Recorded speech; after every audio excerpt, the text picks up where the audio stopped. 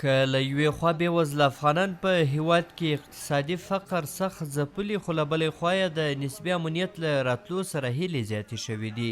د کابل ښار د چمن حضوري په سیمه کې تر ټولو لویې ایسکریم خونې دي.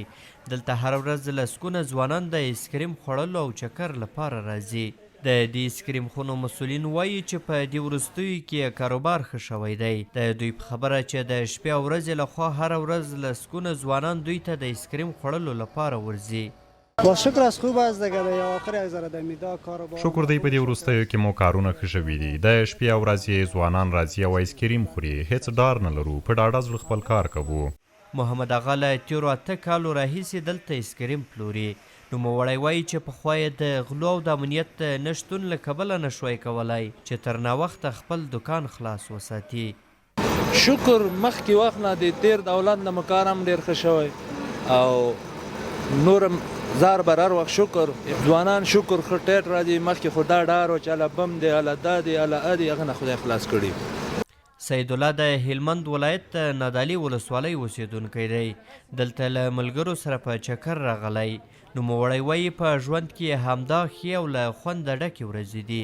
د په خبره چې پخوا له خپلو کورونو څخه د جګړو له کبله بېځایه شوي وو، خو په هیواد کې د امنیت تر راتلو وروسته خپلو کورونو ته راغلي او اوس دا دی کابل ته په چکر راغلی.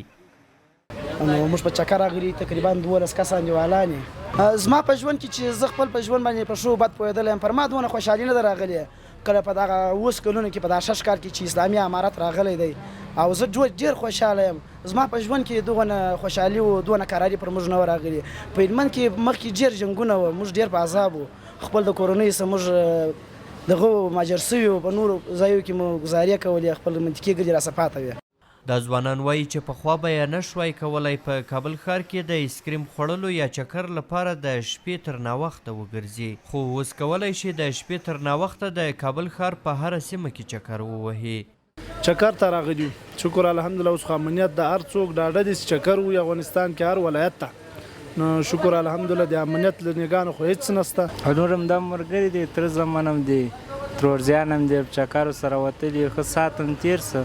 پخوا مو بالکل د خطر احساس کوو، اوس ښه ده شکر الحمدلله امنیت ښه ده. اوس که څه هم افغانان په هیواد کې له آرامۍ څخه خوښ دي، خو له نړیوالې ټولنې څخه غوښتنه کوي چې په افغانانو دې روان اقتصادي بندیزونه پای ته ورسول شي او لا ډېرې بشري مرستې دې ورسره وشي. احسان الله کریمي، CMG، کابل.